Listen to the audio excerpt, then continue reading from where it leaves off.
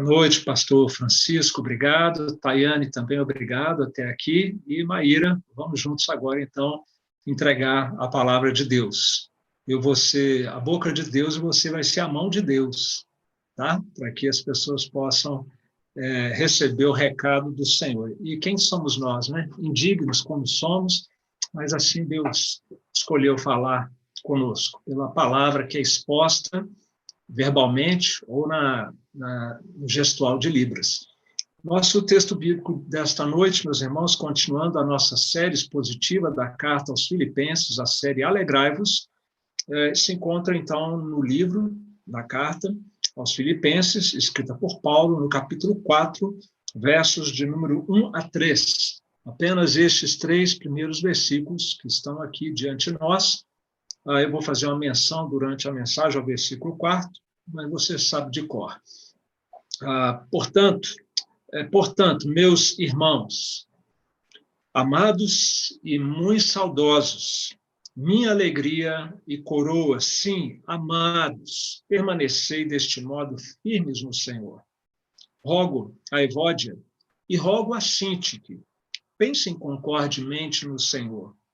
A ti, fiel companheiro de jugo, também peço que as auxilies, pois juntas se esforçaram comigo no Evangelho, também com Clemente e com os demais cooperadores meus, cujos nomes se encontram no livro da vida. O verso 4 não vai ser projetado, bem conhecido, diz: alegrai-vos sempre no Senhor, outra vez digo, alegrai-vos. Oremos. Pai amado, Deus querido, que todo este programa para o culto doméstico nas nossas casas honre o Senhor, agrade o Senhor, Pai, traga edificação, júbilo nas tendas do teu povo. Nos abençoe, Senhor, mas mais do que isso, nos ensine a dar ao Senhor a honra, a glória e a adoração que te devemos, Deus Pai, Deus Filho e Deus Espírito Santo. E que o façamos agora, pela maneira como recebemos a tua palavra, pela maneira como ansiamos por ouvir a tua voz, e pela maneira com que nos comprometemos a vivê-la, Senhor. Que isso resulte em glória e louvor ao teu santo nome. Te pedimos a assistência espiritual para este momento. Em nome de Jesus. Amém, Senhor. Amém.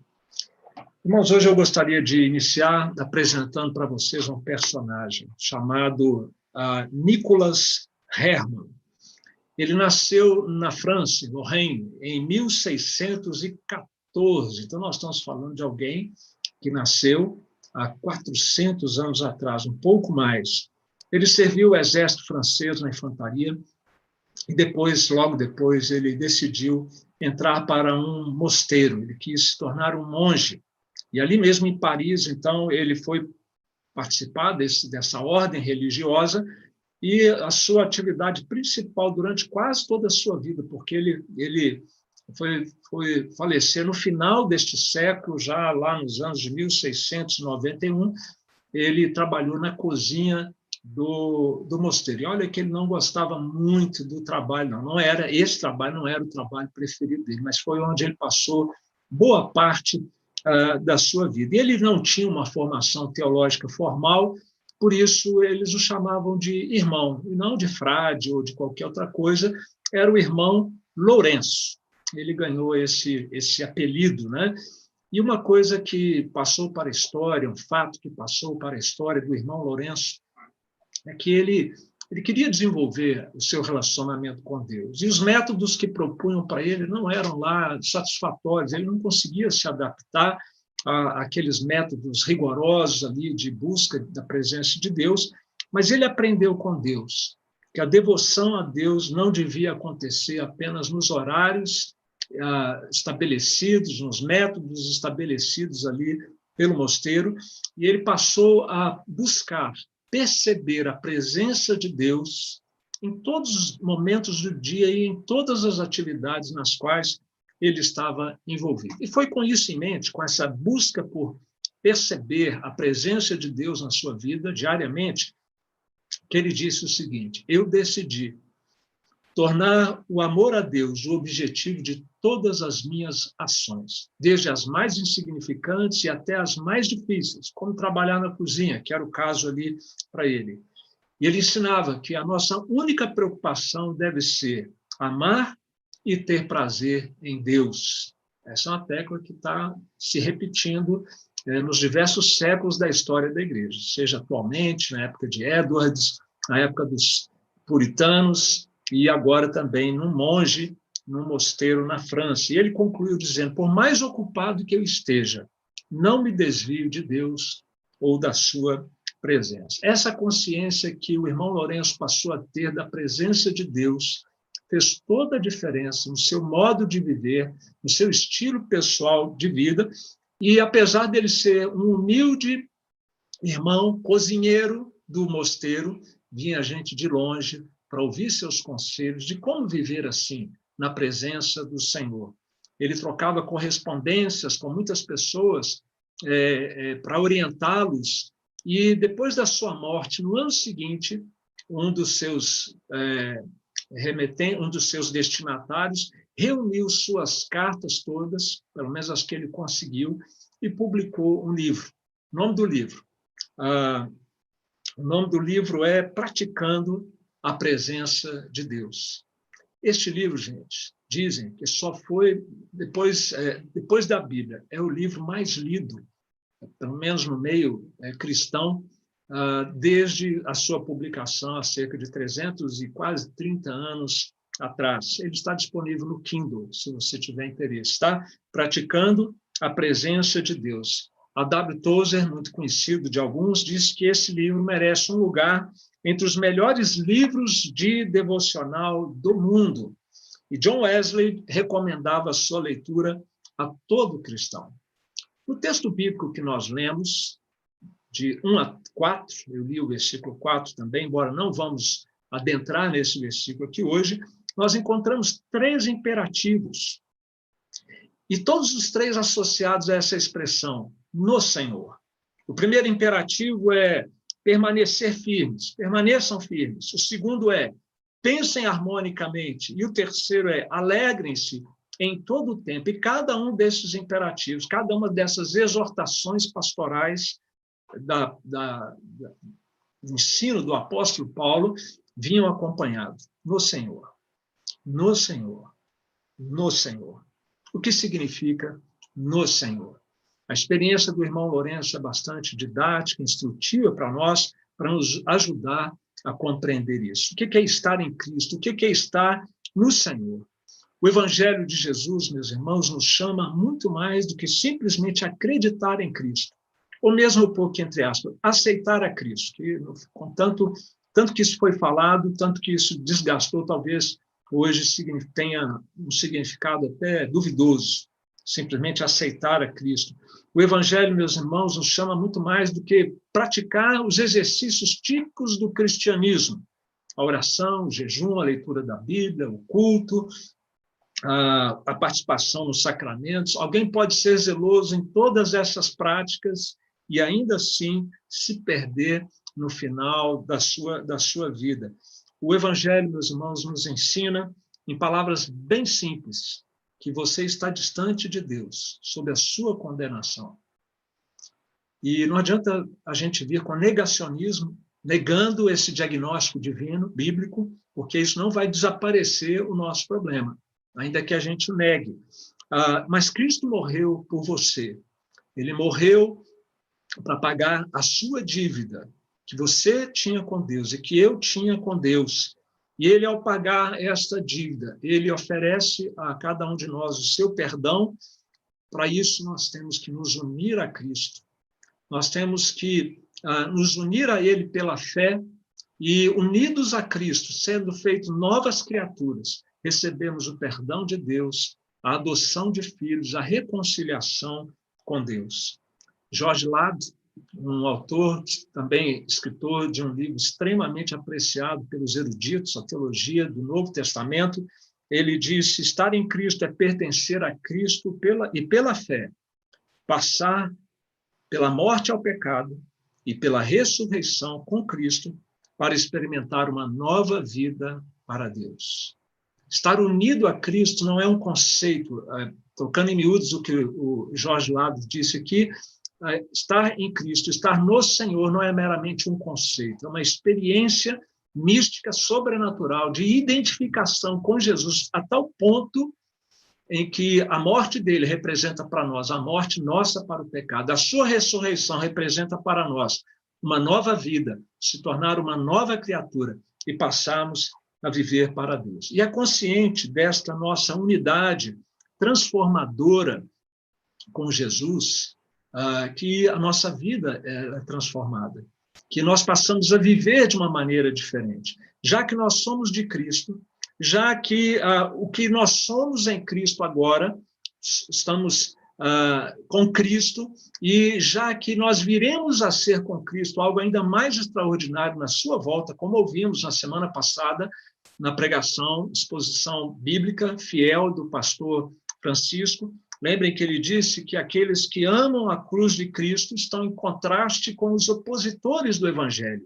E os que amam a cruz de Cristo, os que amam este Evangelho que eu acabei de resumir aqui para você, desejam andar com Jesus e andar como Jesus. Desejam estar com Cristo aqui agora e dar a Ele as boas-vindas assim que Ele chegar, e Ele virá. E aqueles que amam a Jesus e seu Evangelho, desejam alcançar a glória celestial, uma vez que nós vamos participar da restauração de todo o universo, e nós mesmos também sofreremos não é nem uma boa palavra, mas passaremos por uma restauração do nosso ser completo, do nosso corpo e da nossa alma. Tudo isso, então, meus irmãos, para dizer que já que este Evangelho ensina estas verdades e nos proporciona esta experiência de estarmos unidos a Cristo, então, precisamos aprender, como o irmão Lourenço, a praticar a presença de Cristo em todas as horas, em todos os momentos da nossa vida, e a viver de uma maneira digna deste Evangelho, desta salvação que nós recebemos, na certeza de que nós estamos em Cristo, Cristo está em nós, e Ele nos ajuda com a sua graça a vivermos de maneira diferenciada. No Senhor, portanto, é o equivalente a viver na presença, ou praticar a presença de Deus, a presença de Cristo na nossa vida. Tem a ver com a nossa união com Cristo e com as implicações práticas na vida desta nossa união. Por isso, Michael Horton, um autor muito apreciado também por aqueles que gostam da boa teologia reformada, ele diz que a nossa união com Cristo é a pedra de toque da fé, o elemento central para a espiritualidade cristã, ou seja, a espiritualidade cristã tem a ver com o modo de viver, as exigências éticas do Evangelho, pois para que isso seja possível, é fundamental que nós experimentemos e vivamos à luz desta união com o Senhor Jesus Cristo. E R.C. Sproul, que é um dos editores da Bíblia de Genebra, a esse respeito ele diz, o cristão, sobre o tal no Senhor aí, né? O cristão está sempre no Senhor, e o Senhor está sempre no cristão. E é o que nós gostaríamos, então, queridos, de trazer aqui à luz do texto bíblico dessa noite, um desafio prático, pastoral, que o apóstolo Paulo lançou para a igreja de Filipos, e que nós queremos trazer aqui aos irmãos também. Nós precisamos aprender a praticar a presença do Senhor, ou viver consciente desta presença e desta união com Cristo em nossa vida, e especialmente em duas áreas, há três, a terceira fica para a semana que vem com o pastor Marcos Alexandre, mas em duas, três áreas onde nós temos a oportunidade e o grande desafio, porque são áreas desafiadoras, de praticarmos a presença do Senhor, de vivermos na prática, de vivermos de modo consciente a nossa união com Cristo, a união de Cristo conosco, a presença de Cristo nas nossas vidas. O texto bíblico começa assim: portanto, meus irmãos amados e muito saudosos, minha alegria e coroa, sim, amados, permanecei deste modo firmes no Senhor. A primeira área onde nós precisamos praticar a presença de Deus, a presença de Cristo, é na perseverança na fé. Somente vivendo em união com Cristo, conscientes da sua presença, é que nós podemos viver essa realidade, é que podemos perseverar na fé. O apóstolo Paulo, vocês viram o tom amoroso com que ele se dirige à igreja de Filipos? Eles tinham uma relação muito boa, pastor e ovelhas.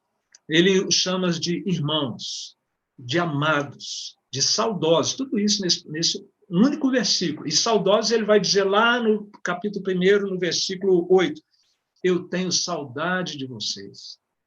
O pastor estava dizendo que ele estava solitário, com saudade, no isolamento da prisão marmetina, lá em Roma, ele sentia saudade daquela igreja. Te faz pensar, ou te faz lembrar de alguma experiência similar dos nossos dias? Estamos todos com a saudade à flor da pele. Não no isolamento da prisão, mas no isolamento domiciliar, nessa quarentena em casa, pelo menos de uma parcela significativa da população e muito significativa da nossa igreja. Então, ele fala de saudade, ele fala, olha, vocês são a minha alegria, vocês são a minha coroa, aquilo que eu vou poder apresentar diante de Deus. Está aqui, Senhor, olha, as ovelhas que eu cuidei do teu rebanho. Eles tinham uma relação muito especial. E Paulo, ele usa esse tom extremamente amoroso, gentil, porque no popular aqui, ele vai soprar para depois morder, porque ele precisa dar umas chamadas naquela igreja querida, uma igreja ótima, uma igreja exemplar, mas estava na terra, não estava no céu ainda, então imperfeita, onde há pecadores, eles são imperfeitos também. E Paulo, então, vai exortar aquela igreja, e que essa exortação não seja de Paulo para Filipos, simplesmente, mas do Espírito Santo, para mim e para você, para nós, nossas famílias e nossa igreja. A primeira exortação é essa: fique firme, não retroceda, siga adiante, permanecei deste modo firmes no Senhor. E Paulo fala isso depois de ter falado, escrito na carta, poucos versículos antes, daqueles tais inimigos da cruz de Cristo. Eles não eram, olha que interessante, eles não eram inimigos de fora da igreja. Não eram pagãos que rejeitavam completamente o cristianismo. Não, ele fala o seguinte, olha, no verso 18, muitos andam entre nós, e ele diz com lágrimas, são inimigos da cruz de Cristo, estão no nosso meio, mas não amam o evangelho, não amam as verdades que a cruz de Cristo representa. E na prática, sabe o que era lá na época? Eram aqueles que, ok, Jesus sim é o Salvador, é o Redentor, mas nós temos que praticar a circuncisão do judaísmo, senão a pessoa não vai ser salva. Ou tinha aqueles outros que falavam, ok, Cristo, beleza, mas a gente pode viver do jeito que quiser, estamos debaixo da graça agora, não temos que seguir mais regras, mandamentos e leis. Uns eram legalistas, outros eram libertinos. E todos esses, Paulo diz que eram inimigos da cruz de Cristo. Mas eu chamo a sua atenção, eles começaram lá dentro, começaram como irmãos, começaram como amigos da cruz de Cristo, começaram e parecia que teriam uma carreira promissora na fé cristã e no discipulado cristão. Mas, na verdade, o que aconteceu é que eles se escandalizaram com o Evangelho, com a exclusividade do Evangelho, é só Cristo e mais nada. E o que eu vou falar agora pode escandalizar você também, é só Cristo. Maria não é redentora, é só Cristo. A reencarnação não faz, ela não existe, portanto, e não pode fazer aquilo que Cristo veio fazer. Seu esforço não pode lhe proporcionar isso. Foi na hora que começaram a ouvir isso que eles se tornaram inimigos da cruz de Cristo. Provavelmente, se Paulo estivesse pregando no YouTube, eles sairiam do canal e não queriam mais ouvir aquela mensagem. Porque a mensagem da cruz de Cristo é essa, é só Cristo e mais nada, e mais ninguém pode nos redimir, pode nos reconciliar com Deus. Há uma parábola que Jesus contou que descreve exatamente esse movimento, de quem começa bem e depois se afasta. Na parábola do semeador, Jesus disse, estes são os semeados em solo rochoso, os que, ouvindo a palavra, logo a recebem com alegria, gostam de ouvir a Bíblia, gostam de comentar as coisas de Deus, mas eles não têm raiz em si mesmos, sendo antes de pouca duração, em lhe chegando a angústia ou a perseguição por causa da palavra, logo se escandalizam. Quando a palavra traz o seu peso, o custo do discipulado chega, essas pessoas não continuam. E por isso, por causa daquela experiência que eles haviam acabado de ter com esses que eram antes seus companheiros, mas que agora se tornaram inimigos da cruz de Cristo, é que Paulo faz esta advertência, o Espírito Santo faz para mim e para você. Permaneça firme no Senhor, aconteça o que acontecer. Pratique a presença de Deus. Tenha consciência da sua união com Ele, da sua presença na presença de Cristo, da presença de Cristo na sua vida, que nada o demova da verdade do Evangelho, que nada o afaste desta presença, a presença do Senhor. E, além desses obstáculos que eu mencionei, do legalismo e também da libertinagem dentro da igreja, há também a hostilidade no entorno do cristianismo, a hostilidade pagã, e há aqui dentro de nós também nossas fraquezas pecaminosas, aquelas tentações que muitas vezes nós sucumbimos, que nada disso nos afaste, nos demova do caminho do Senhor e da presença do Senhor. E como isso é possível? Praticando a presença do Senhor, estando com o nosso Senhor. Meus queridos, nossos irmãos na fé, em Filipos, viveram ou vivenciaram estas pressões, balançaram, e por isso receberam essa palavra ou essa exortação. Alguns quase esfriando, alguns quase desviando, ou alguns não querendo de maneira alguma se distanciar de Deus, mas sentindo o calor de toda aquela pressão. E nós, eu e você, como esta exortação nos atinge? Quais são as pressões que nós vivemos hoje? É preciso a gente ouvir novamente. Ouça o Espírito, fique firme no Senhor. Não se afaste, não esfrie, não deixe a presença do Senhor. O que tem nos afetado nesses dias e que pode estar, inclusive, afetando a nossa caminhada como discípulos de Cristo? Será que este isolamento social que nos impede de estar em reuniões de edificação, de palavra, em reuniões, em cultos presenciais, será que isso está mexendo com você, balançando você? Sabia que a solução para isso não é retomar os cultos presenciais? Claro que nós precisamos dos cultos presenciais, mas se pela falta deles a nossa fé começa a sucumbir numa situação excepcional como a que nós estamos vivendo, o que aconteceria se nós estivéssemos sob perseguição religiosa e, de fato, não pudéssemos nem transmitir um culto pela internet como nós estamos fazendo? Se a falta do culto presencial está sendo extremamente nociva para você, ou a falta do encontro com o povo de Deus, é preciso pensar no nível das raízes da nossa vida na presença do Senhor. E, claro, precisamos, sim, voltar a ter uma vida normal como a que nós tínhamos, mas o que nós estamos passando é um excelente teste para nós avaliarmos e medirmos a nossa condição espiritual e ouvirmos o Espírito dizendo: fique firme no Senhor. Será que o medo da doença, o medo da morte tem balançado também com a gente, com as nossas emoções, nos feito incrédulos em relação ao cuidado de Deus, à direção de Deus nesse mundo? Será, queridos, que também essa coisa horrorosa que nós estamos vivendo, de um relativismo total na nossa sociedade, relativismo, né? A pós-modernidade começou lá na academia, no campo da literatura, foi descendo para as artes, para o cinema, e agora está aí na política, está aí nos sistemas jurídicos das nações. O relativismo chegou e tomou conta de tudo. E aí nós vivemos num mundo de mentira, de engano e de falta de verdade, já que a verdade é relativa. Então, nós não podemos confiar nas notícias que ouvimos, nós não podemos confiar nas estatísticas tendenciosas que são divulgadas. E assim, meus queridos, nós não podemos confiar nas autoridades que mentem e que manipulam as coisas com interesses políticos e econômicos. É isso que dá. Querer destruir um princípio fundamental de que existem verdades absolutas, e essas verdades são definidas por um Deus absoluto, conforme a sua palavra assim estabelece. E o problema é que quando este relativismo, que, como eu disse, começou lá na literatura, chegou nas artes, agora está na política, está na ética de cada dia, quando isso também afeta o campo da fé. Se não existe verdade absoluta, será mesmo? Será que a Bíblia é a verdade? Será que a Trindade é verdade?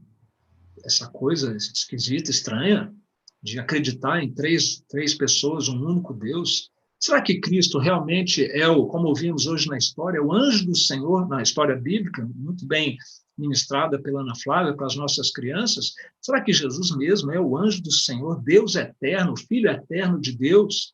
E aí a sua fé começa a balançar, você começa a ter dúvidas no seu coração, picado por essa mosca azul do relativismo, e aí começa a questionar também a redenção pela cruz de Cristo, começa a questionar essa questão da santificação como um propósito de vida, nos tornarmos parecidos com Cristo, e desacreditar que isso seja possível para mudar você e mudar os outros. A gente passa a desacreditar de mudanças verdadeiras, e começamos, talvez, até a desacreditar da volta de Cristo, como os inimigos da cruz de Cristo desacreditavam.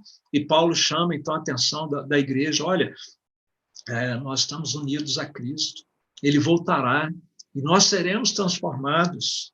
Afinal, que tipo de solo é o seu coração? Um solo rochoso, cheio de pedras, sem árvore, sem terra, sem vida, sem raiz? Que tipo de fé é a sua? Uma fé superficial, rasteirinha, passageira? Começa um dia bem, depois já está desacreditando de tudo. Será que você está correndo risco nesses dias difíceis de se esfriar completamente, de apostatar? Tem pastores preocupados, achando que quando os cultos presenciais voltarem, muitos crentes vão preferir ir para o eixão, ficar andando no domingo, não vão mais querer saber de ir para a igreja. Talvez seja uma peneira, mas você não. Fique firme na fé no Senhor Jesus. Fique firme no Senhor. Meus queridos, a cada um de nós, o apóstolo Paulo diria, então, seja qual for a situação em que nós estejamos, em que nós nos encontremos nesse momento. Portanto, meus irmãos, amados, muito saudosos, minha alegria e coroa, sim, amados, permanecei deste modo firmes no Senhor.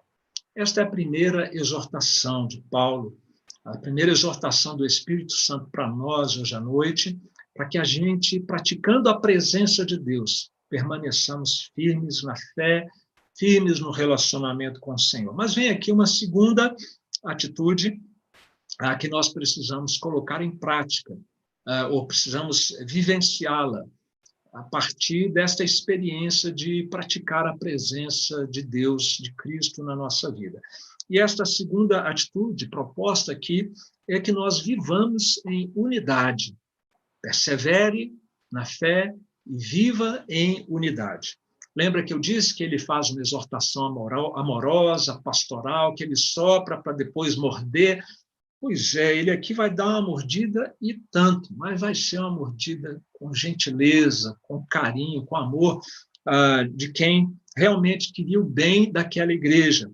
Ele faz uma exortação para que eles vivessem em unidade e não desagregassem a comunidade como os inimigos da cruz de Cristo faziam. E atenção, muita atenção, porque com nossas palavras, nossas atitudes, nossos enfrentamentos, nós podemos agir como inimigos da cruz de Cristo se nós promovermos a desagregação da unidade do povo de Deus, da igreja do Senhor. Irmãos amados, não é isso que nós somos? Devemos promover a unidade. Irmãos amados, e agora saudosos, nós devemos restaurar, trabalhar juntos para restaurar esta unidade quando ela for ameaçada. E no caso particular aqui de Filipos, Paulo se dirige a duas mulheres da igreja, Evódia e Síntique. Ele diz: rogo a Evódia e rogo a Síntique, pensem concordemente no Senhor. Essas mulheres não são mulheres problemáticas, são mulheres valorosas, queridas, da comunidade e do apóstolo Paulo. Quando a gente lê aqui o que Paulo está escrevendo, ele diz que elas são dedicadas ao evangelho, que elas foram companheiras de Paulo, olha, se esforçaram juntas comigo. E a palavra grega aqui ela é muito interessante, porque elas, vou aportuguesar aqui, tá? Elas foram sinatletas, tá? O que é isso? Que foram atletas junto com Paulo. Elas formaram um time, formaram uma equipe que suou a camisa, que batalhou fortemente pelo Evangelho, trabalharam juntas, se esforçaram comigo no Evangelho. Era gente séria, essas duas mulheres, cooperadoras com Paulo, seus nomes, Paulo diz que estavam escritos no livro da vida. Sim, eram duas mulheres que eram esteio naquela comunidade de Filipos, e para Paulo citar o nome delas e dedicar essa porção aqui a fazer uma exortação para elas, é porque aquele problema tinha o potencial para desagregar uma boa igreja, para desmontar toda a estrutura abençoadora que aquela igreja tinha. E, olha, elas eram tão maduras e tão próximas do apóstolo que ele se vê na liberdade de passar um pito, nominalmente, para elas, numa carta que seria lida para a igreja. Se fossem pessoas melindrosas, nunca mais ia olhar para o apóstolo Paulo, nunca mais ia querer vê-lo de forma alguma. Mas Paulo entendia a maturidade delas e a urgência de uma correção, e ele faz isso na carta que vai ser lida publicamente. E o que Paulo está ensinando aqui, quando ele diz para aquelas duas mulheres para pensarem concordemente, olha, pensem concordemente. Não deixem que as divergências menores afetem tudo que já foi construído até aqui em prol do Evangelho. Não havia um problema sério entre as duas, um problema doutrinário sério, um problema moral sério, senão Paulo teria logo tomado partido, igual ele fez lá em Corinto. Olha, eu soube aí que tem um irmão aí da igreja que está praticando incesto, pois vocês o disciplinem, Paulo ia dar uma dura. Mas não tinha nada assim de princípio moral ou doutrinário para ser corrigido. E ele diz que, olha, vocês precisam se entender. As divergências em vocês aí são divergências menores, diferenças típicas de quem trabalha junto. É ou não é, gente? Nós temos atualmente, nesses dias todos de IPN Online, olha, gente, perto aí de umas 200 pessoas já suaram a camisa para proporcionar momentos de edificação aqui pelos vídeos, pela transmissão, libras, pregações, testemunhos, entrevistas. Se a gente puser na ponta do lápis aí, foram, eu acho que passa de umas 200 pessoas aí, juntando todos os corais, 7 corais, equipe de louvor, por baixo. Essa turma aí, missionários, foram mais de 20, 24 famílias missionárias, isso já dá quase umas 100 pessoas também, né? Todo mundo trabalhando, se esforçando para promover o evangelho. Não é que acontecem os probleminhas, gente? As dificuldades de relacionamento, aquela antipatia que se a pessoa olhou meio torto para você, você nunca foi muito com a cara daquela pessoa, nem ela com a sua, e aí começa a surgir essas rusgas, essas dificuldades, você não tem uma afinidade muito grande com o estilo de liderança daquela pessoa, o jeito dela trabalhar, e aí começam a surgir os probleminhas típicos de corações pecadores que se unem para trabalhar juntos. Mas é pelo Evangelho. Se é pelo Evangelho, o Evangelho está aqui, olha, nossas diferenças menores estão aqui. A gente tem que ter a maturidade de lidar com elas sem quebrar essa unidade aqui, no nível do Evangelho, das verdades do Evangelho, dos princípios do Evangelho, da ética moral do Evangelho. E por isso Paulo faz um pedido pastoral. Eu rogo a você, e eu rogo também a você, Evódia e Síntique, parem com essas diferenças, não deixem que essas diferenças menores comprometam, e eu faço esse pedido no Senhor, praticando a presença de Deus. Se vocês amam o Senhor, estão unidas a Ele e vivem na presença dEle e desfrutam desta presença por amor a Ele, por causa dEle, façam isso. Crucifiquem o seu eu, sua carne, o seu ego, que quer ser aplaudido, que quer ser apreciado, essa bobagem que nós temos de querer o aplauso para o nosso ego, como dizia C.S. Lewis, não tem cabimento por causa de nós, do nosso ego, colocar em risco a unidade da igreja e o progresso do Evangelho. É essa a exortação que o apóstolo Paulo está fazendo. E para ficar claro que ele não estava propondo uma coisa utópica, ele não estava propondo e querendo aqui uma uniformidade de pensamento em que nunca houvesse uma divergência de gosto, de temperamento, de preferências entre Evódia e Síntique, e que nós também temos que ser assim. Eu vou citar o que Donald Carson, foi citado também pelo pastor Walter hoje de manhã, ele é PhD em Novo Testamento pela Universidade de Cambridge, ele coloca numa boa perspectiva como deve ser esta unidade de pensamento sem cair na utopia de querer todo mundo pensar igualzinho. Devemos nos unir, Carson diz, no essencial. Sabe o que é o essencial? Ele diz assim, o Evangelho. O Evangelho. O Evangelho. Desse jeito. Unidade na mesma direção básica que os outros crentes caminham, uma orientação evangélica. Quando os interesses e princípios fundamentais do Evangelho estão em jogo, aí sim, às vezes, é preciso dividir. Por exemplo, princípios do Evangelho, a palavra de Deus inspirada, a glória de Cristo como nosso grande objetivo, como crentes, famílias e igreja, o bem do povo de Deus, a beleza da santidade na vida cristã, a feiura do pecado, inclusive no meu coração, no seu coração, que deve ser tratado. Não é uma boa forma de colocar isso. Nisso aqui, nós temos que ter unidade de pensamento. Abaixo disso aqui, nós temos que ter maturidade de lidar com as diferenças que existem entre nós. E por isso Paulo diz, façam as pazes por causa do Senhor. Por causa do Senhor, não permita que desavenças impeçam o companheirismo no Evangelho. Não é possível não ter discordâncias, mas que sejam em questões secundárias e que nós tratemos isso de uma maneira adulta, amadurecida. O presbítero José Inácio enviou ao conselho essa semana material de um curso para treinamento de presbíteros, e nós nos reunimos com muita frequência, vocês sabem disso, os presbíteros, os diáconos, as diversas equipes de trabalho da igreja. Reuniu gente para trabalhar num projeto, você vai ter diferenças de opiniões. Só que Paulo queria que todos pensassem iguaizinhos, sempre concordando com tudo. Não, nesse material que o presbítero José Inácio mandou, nós temos ali como que presbíteros, pastores também são presbíteros, todos os presbíteros ali no conselho e qualquer sistema de relacionamento ou equipe de trabalho devem lidar com as diferenças. Olha só, discorde com educação, respeito e humildade. Considere sempre a possibilidade de você estar equivocado. Afinal, só Deus não erra.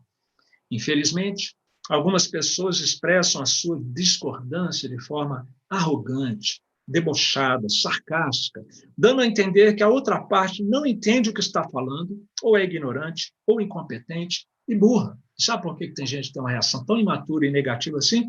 Porque não pratica a presença de Cristo na sua vida. Acha que tem direito de colocar o seu ego para cima, esquece que Cristo é que tem que crescer e que nós temos que diminuir.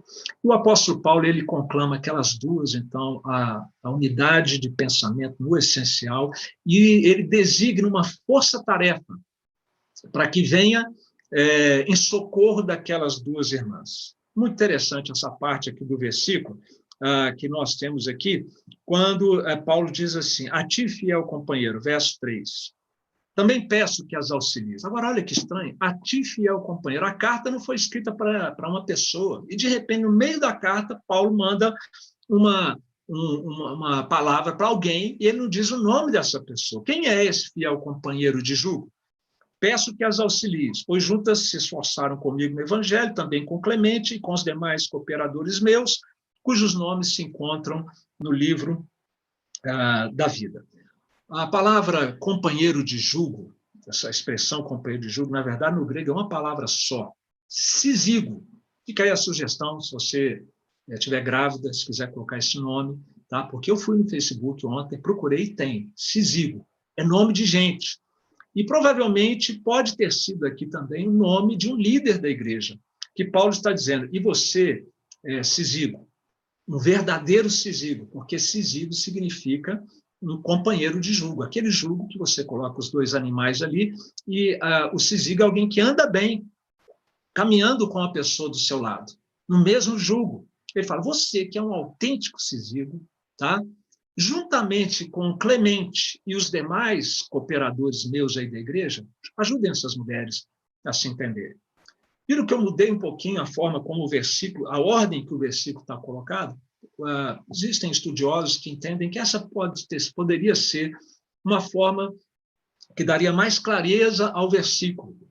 E eles defendem que o versículo, ao invés de dizer que Clemente e os demais cooperadores cooperaram com Paulo, ele estaria dizendo que você, Cízigo, juntamente com Clemente e os demais cooperadores, ajudem essas duas mulheres. Se falta harmonia para elas, elas não querem andar cízigas, não querem andar juntas no mesmo jugo, ajude. Você que é um ótimo exemplo de um homem fiel, um homem que caminha junto com as pessoas, que promove harmonia nos relacionamentos, ajude para que elas possam viver assim. E, para finalizar, Paulo vai dizer qual que é a motivação superior para a unidade do povo de Deus. É que o nosso nome está no mesmo livro, gente. Como é que pode? Meu nome está no livro da vida, seu nome está no livro da vida, o nome do seu irmão está no mesmo livro da vida, se é que está. Se você é uma nova criatura em Cristo, pode ter certeza que seu nome está lá. Se você não é, não há como saber se o seu nome está lá ou não. Então, no mesmo livro da vida, nós que aguardamos a mesma pátria, que esperamos o mesmo Redentor que virá novamente, o Senhor Jesus, que aguardamos a mesma transformação, que seremos cordeiros no reino de Deus, e a prova disso é que o nosso nome está lá nesse livro. Como é que nós vamos viver em falta de harmonia e de comunhão entre nós? É nesse livro da vida que estão cadastrados os nomes de pessoas salvas, que vencerão esta existência, porque Cristo será o seu Redentor. E neste livro, quem tem o nome ali não se apaga, é um livro indelével. Essas pessoas têm a garantia de que não serão enganadas por Satanás, não adorarão falsos deuses. Quem parte para misturar cristianismo com esoterismo, com astrologia, com outras coisas que qualquer vento de doutrina fica indo para lá e para cá, corre o risco sério de não ter seu nome escrito no livro da vida, embora seja presbiteriano, evangélico, o que for. Abre o olho se você não está firme no evangelho, porque quem tem o nome no livro da vida caminha firme nesse evangelho. Terão acesso à cidade santa e não passarão pela segunda morte. É por isso que a Bíblia diz que vai acontecer de bom com esses que têm o seu nome no livro da vida. E essa esperança escatológica, ela é purificadora, ela é motivadora para uma vida de santidade, perseverança na fé e de unidade no corpo de Cristo. As nossas irmãs em Filipos, Evode e Sinti, que tinham lá seus motivos para a desagregação, para desestabilizar aquela igreja, pelos problemas e atritos de relacionamento. E nós? Como que esta exortação, que nos chama a viver na presença de Cristo, em unidade com nossos irmãos, como que esta exortação nos atinge? Quais são as pressões que estão relacionadas com os dias de hoje, gente, num mundo polarizado como o nosso, e que podem comprometer a unidade da igreja, o avanço do evangelho, porque você acha que tem que praticar isolamento e o outro acha que tem que ser imunização de rebanho. Ou porque você acha que tem que tomar cloroquina e ver, como é que é o outro lá, e ver, já até esqueci o nome dele aqui, e você acha que não pode tomar de jeito nenhum, porque não tem comprovação científica. Ou porque você acha que o culto já tinha que ter voltado presencial e o outro acha que não, que é perigoso, não está na hora boa ainda para voltar os cultos presenciais. Ou porque você não perde uma manifestação popular na Praça dos Três Poderes e já o outro está 120 dias enfornado dentro de casa.